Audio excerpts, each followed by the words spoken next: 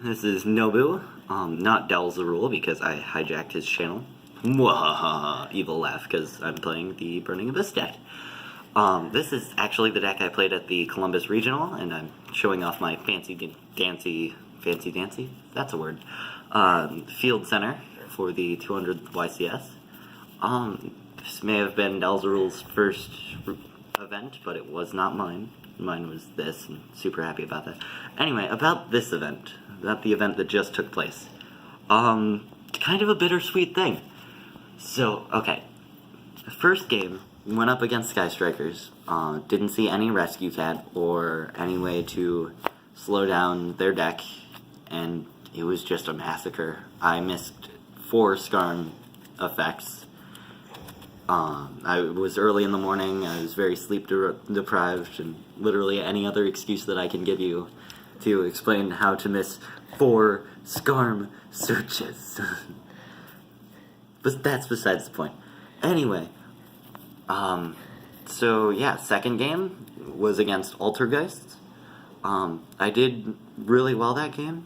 Sad thing is, I was put into a bad situation, and then we looked up at the timer. There were like 5 minutes left, and my opponent decided to take his time. So I had game on board, and then I got the announcement, ladies and gentlemen, the timer is now at 0. So I wanted to cry my salty tears at that point, because I was X and 2, and anyone that's gone to an event knows that if you lose 3 games, you're not getting into the top 64. So I was ready to cry. It had not been a good day. I wasn't getting good mills. I was sending all my hand traps to the grave. Wasn't really seeing any of my Burning Abyss monsters. Then I threw on the anime plot armor. And I just started going to town. I made it to round 7 out of 9. Just winning games until eventually the 7th round came. 8th round? 7th round. 7th round. 7th round came, and Dowellzrul and I were dueling. I was with my opponent from the 6th round. We were talking, and I thought that he and I were gonna go in together and like wish each other luck, so I thought he was watching time for some reason. And I was wrong. I showed up late. I lost the first game because I was 7 minutes late, and I knew my opponent was playing Altergeists because we sat next to each other at the very beginning when I was versing the Sky Striker opponent, and I couldn't side out, and this deck just dies to back row decks, more specifically Altergeists. It's just too stunny for Burning Abyss. We can float, but when we're denied our monster effects, that's a really bad thing. Especially since we're playing the Second Light Fairy. Alright, so let's get the deck profile started. Gotta love that 3.5 minute intro. Well, don't be mean. Okay. Orbital Hydralander. I saw it enough at 2. I would not play 3, especially with how many 2 and 3 ofs we're playing with the Rescue Cat and the Gallus and the Fiendish Rhino and Skarm and Farfa. Great at 2. The thing is, when I never milled this card. When I needed it, I saw it. Mainly because of how much of the deck I could go through with the Sekka's Light and Burning Abyss running through its own deck. It just great. Definitely power that's needed. I tried playing the deck without it. Most of the time, it just could not have the power to continue on. This is what I call the Chaos variant of the deck. Now, you guys already know what Blackluster Soldier does. You guys know what Dark Arm Dragon does.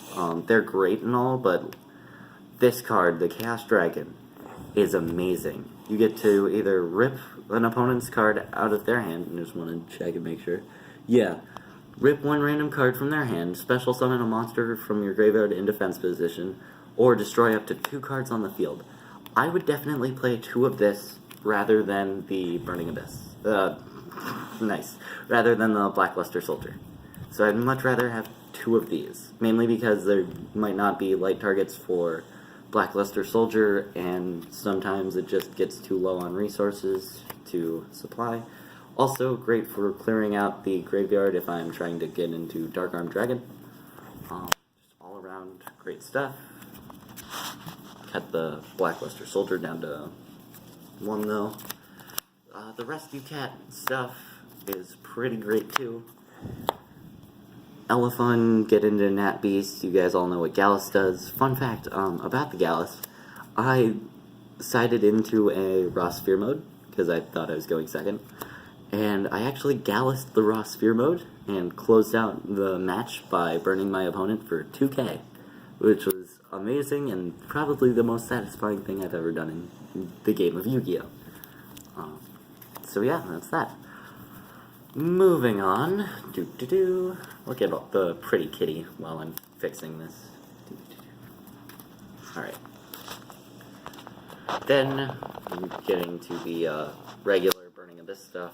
3 Fiendish Rhino and 1 Tour Guide. You guys all know what this does. Fiendish Rhino was okay at 3.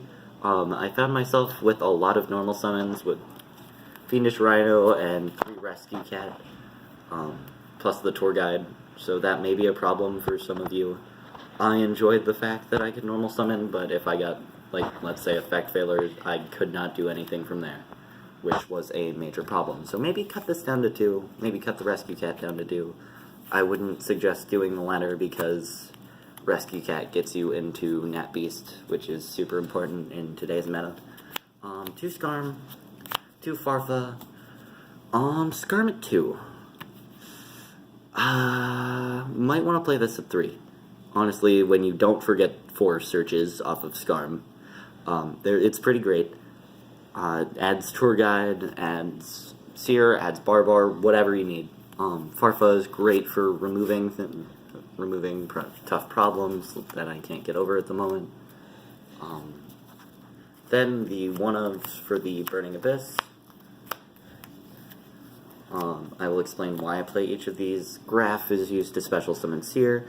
Caleb's just a name. If you can also bounce an opponent's back row card to their hand, but you already know that. Barbar is great for burning in time, and Alec was good effect negation. Libic, didn't actually use Libic all that much, which I was kind of surprised about. Could play another Barbar if you wanted to, but I liked having the different names, so maybe Draghig. Not exactly sure. 2 level 4 lights, Eclipse Wyvern, got me to the Dark Armed and the Levinary. I still can't pronounce that name. I still think it's 11-ear. Okay.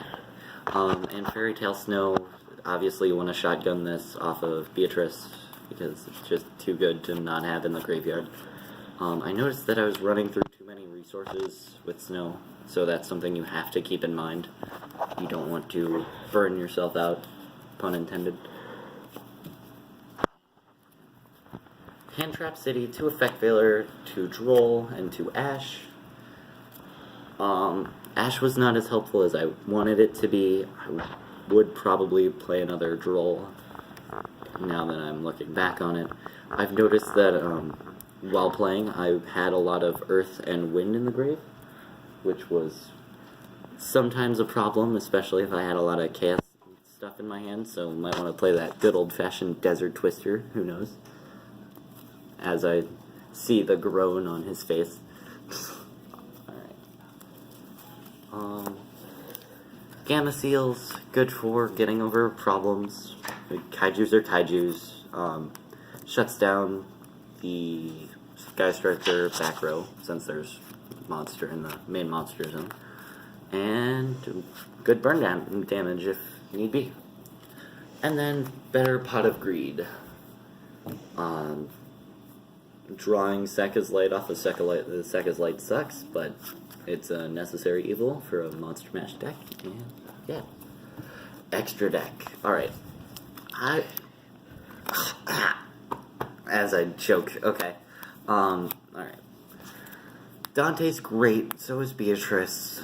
Didn't find myself going into him too often because people have ways to get rid of Beatrice without destroying her. Miluseek was the bane of my existence. If you play Altergeist, I am no longer your friend. Sorry, not sorry.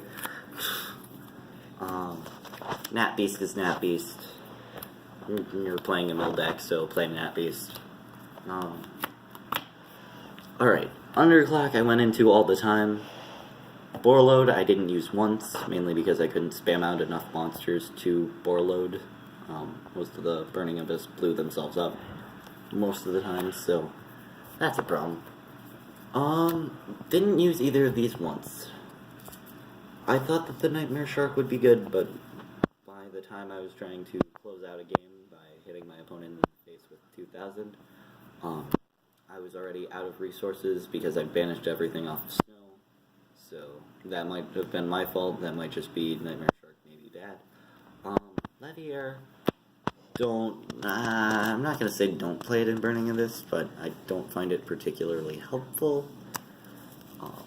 Then Cherries targets, and then standard Nightmare, Phoenix, and Cerberus. Good to get rid of back row and special summon monsters. You could use these two for Cherries targets if you really wanted to. Alright. Now with the side deck. Hey look, Cherries. Great, especially if you're going against a Sky Striker player or a ABC player, any player that boss monster is in the extra deck. If I had the money for Colossus, I definitely would have thrown it in there with the Ghost Reaper. Would have been great, but sadly I don't.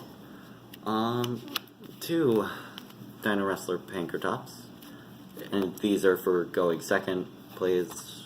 You know, if you know that your opponent doesn't want you to set up first turn, then you can side into those. Ghost Ogre, it could be good to blow up the multi-roll.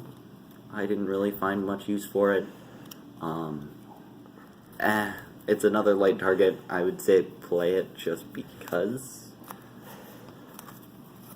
Alright, then the Fiends.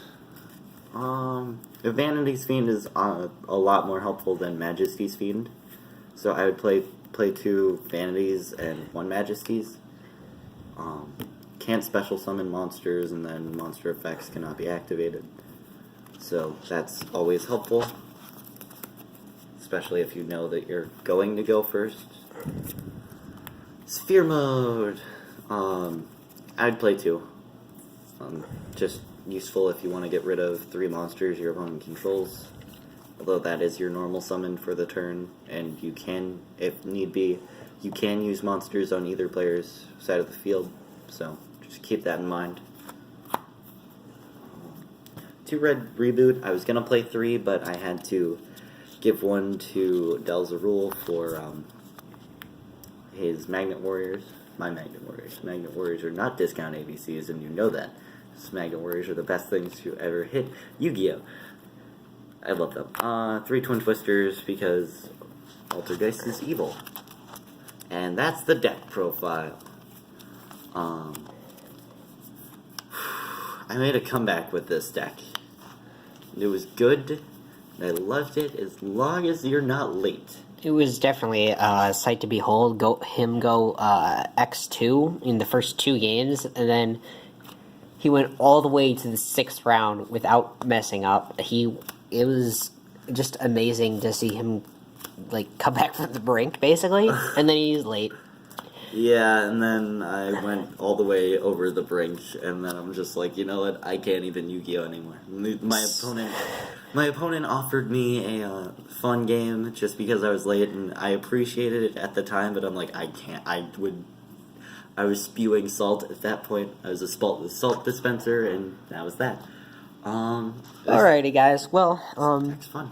With that deck profile done, be sure to like, subscribe, comment, all that wonderful YouTube stuff. Let us know what you thought of the deck profile, how we can improve on anything.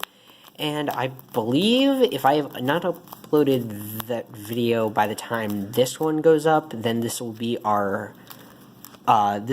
my second upload of a competitive deck profile. And the first was the Magnet Warriors, obviously. You guys saw that, hopefully.